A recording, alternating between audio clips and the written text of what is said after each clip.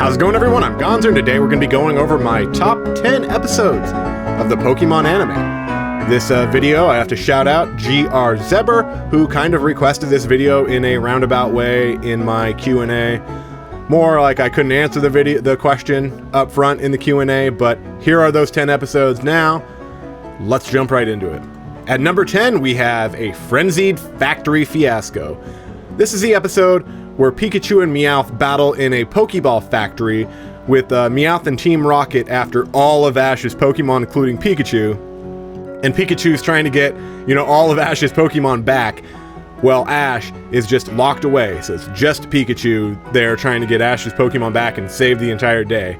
I think this is the best filler episode that they have ever made, in my opinion. It got things right that the Pokemon anime rarely ever gets right, and that is, if you need like this strong trainer like Ash, at least who he was in XY, if you need him to have a greater threat, then you need to limit him in some way. You need to write away his advantages. And yeah, I love the suspense of Ash, kind of being locked away, and Pikachu having to avoid constant attempts to put him inside of his own Pokeball. It was crazy. So this anime rarely gets these kind of episodes right, and I wanted to put one filler episode on the list because when they get a filler episode right, it is just not even like a filler episode. I really want to really give them thumbs up for that kind of behavior instead of giving us a throwaway episode.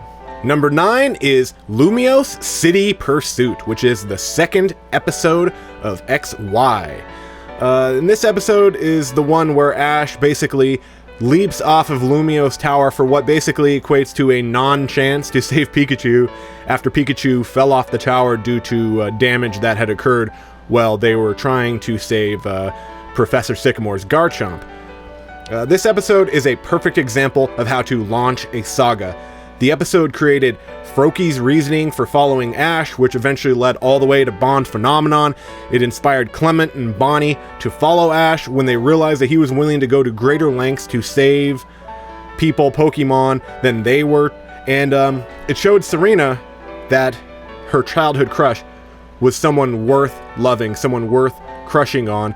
And it convinced her to go out and chase him down, in which her story ultimately led to her growing up and becoming, her own kind of character, someone who wouldn't just leave her house on a whim to go and follow a boy. So this is a very good episode.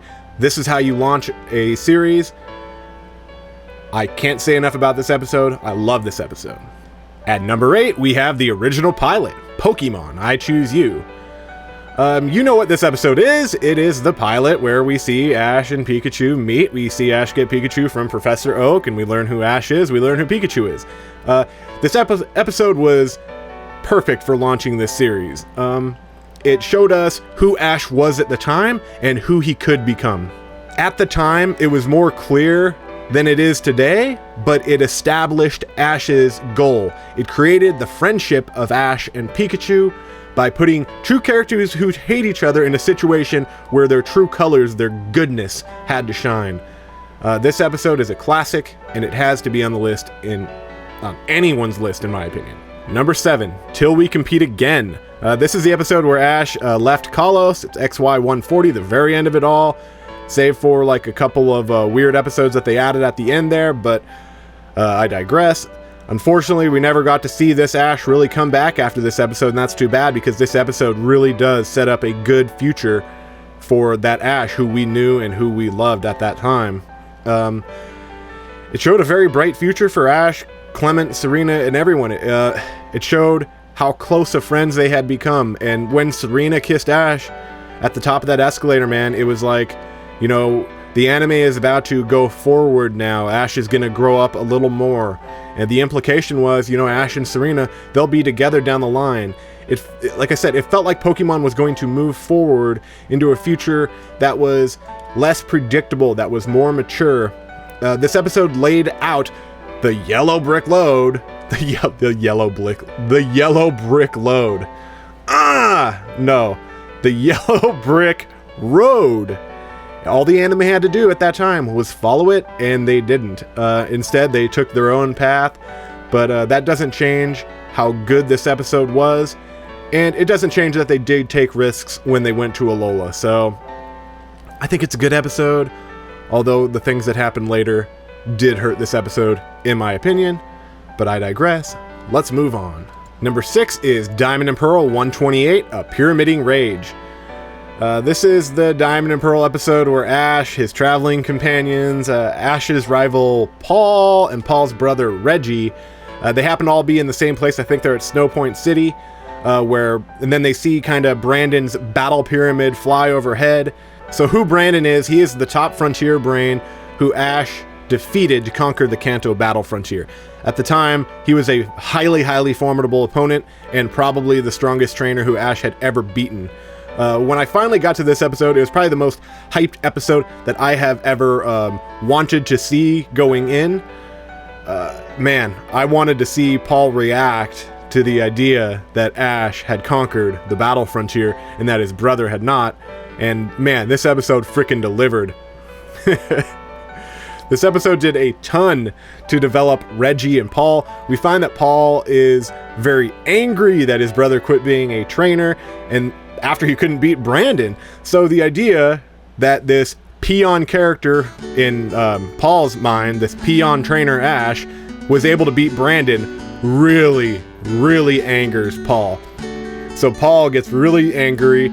He challenges Brandon to a battle, and Brandon just eats him up. He eats him alive inside. It is great. So why is this episode important, though? Because it changed the relationship and the rivalry between Ash and Paul. Before this, Paul wouldn't even really talk to Ash for the most part until he found that, this kid is actually a decent trainer.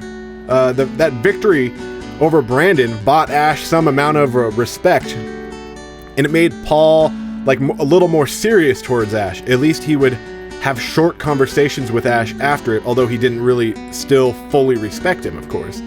But it forced Paul to ask the question, what does Ash have that I don't have? And he didn't think Ash had anything that he wanted. So, unfortunately for him, it took a little bit more time for him to figure it out than it took Ash to figure Paul entirely out. But we'll get into that a bit later, okay? At number 5 is A Riveting Rivalry. This is the episode of the Kalos League where Ash battles Sawyer. Other than the battle being, incredible with some awesome visuals, especially toward the end, I hold that this is really the one episode on the list that I feel that I would have been incapable of delivering. These other episodes, I think I could have delivered those episodes and better, a lot of them better, but this one, I would have never had a weakling who Ash was training, who Ash was kind of helping. I would have never had him all of a sudden get better than Ash, but they did that. They had the balls to do that, and boy, they really pulled it off. They really quickly made they had the right kind of character, a smart kid. They really made him into a powerhouse. It was absolutely beautiful. And if the anime, if it were more linear, I would say this would have been the point where Ash learned, never underestimate your opponent. Never. At number 4 is XY118, Championing a Research Battle. This is the episode of XYZ where the Kalos champion Diantha decides to battle Ash in order to learn whether Ash's Greninja has something to do with the fate of Kalos as vaguely predicted by Olympia, the Anastar gym leader. Although Ash didn't pick up a victory over the Kalos champion, this episode served to show that Ash was just about to arrive on that tip-top level of battlers. Episodes that show Ash's place in the battler stack are very important to me because they cement our feelings about the character and what we are supposed to believe about the character. And I don't know about you, but at this point, I believed that Ash was one of the best trainers in the world. I've never felt that way since XYZ ended, and this is the episode to thank for it. Number 3 is All Eyes on the Future. This is the episode where Ash battles Olympia at the Anastar gym for the Psychic Badge. I've covered this episode in detail on my channel, so I will link to that video and keep this shorter than I probably normally would have had it at. Essentially, I hold that this battle is the greatest peer, remove all the story battle that has ever happened in the anime. So I'm not including rival battles there or battles with long development, but really, like, there's only one real rival battle that is better than this, and we'll get into that in a minute here. But this battle, expertly written, and not to mention the story here, really did a lot for Frogadier and the upcoming Ash-Greninja form. There's no excuse in my mind as to why battles cannot be on this caliber in the anime. This gym battle deserves all the props we can give it. At number 2, we have Advanced Generation episode 190. Man, that is a long series, but that is Pace, the Final Frontier. This is another episode that cements Ash's place in the world. Of course, this episode features Ash's final battle with Brandon, the king of the Battle Pyramid, and the final frontier brain of the Kanto Battle Frontier. Not only did Ash fail to capture the brave symbol from Brandon not only once, as an evil spirit guy sort of weird thing, but twice. So what did this victory do for Ash when he finally won that I find so important? It told us that the world around Ash now deems Ash as capable of being a frontier brain gym leader kind of level trainer, more than just a promising junior trainer, which he had pretty much been for a long time. Ash's victory here, it really did just cemented. This is a proven trainer. Paul came along not too long after this battle, and one of the great things about the rivalry with Paul is that Paul didn't care that he didn't care what we thought about Ash. Like, he's on his own thing, but it took him a while to learn about this, and man, that was a beautiful story. But speaking of Paul, at number 1 is Diamond and Pearl 188, the greatest episode in the anime and one of the greatest stories ever told in Pokemon and outside of Pokemon, in my opinion. Battling a Thaw in relations. If you don't know what this episode is about, if you haven't seen this episode, then just know that you have missed out on the climax of the greatest story Pokemon will probably ever tell. One of the main videos that I cared to make on this channel would have been about the rivalry between Ash and Paul, but I feel like I really can't do it justice without video. I will eventually get to that video, and maybe, screw it, maybe I'll put it up just for it to be taken down 5 days later. At least some people will be able to see it in its true form. But we're talking about a very beautiful story here. I cannot do it justice in just a couple paragraphs, so that video will have to come out at some point.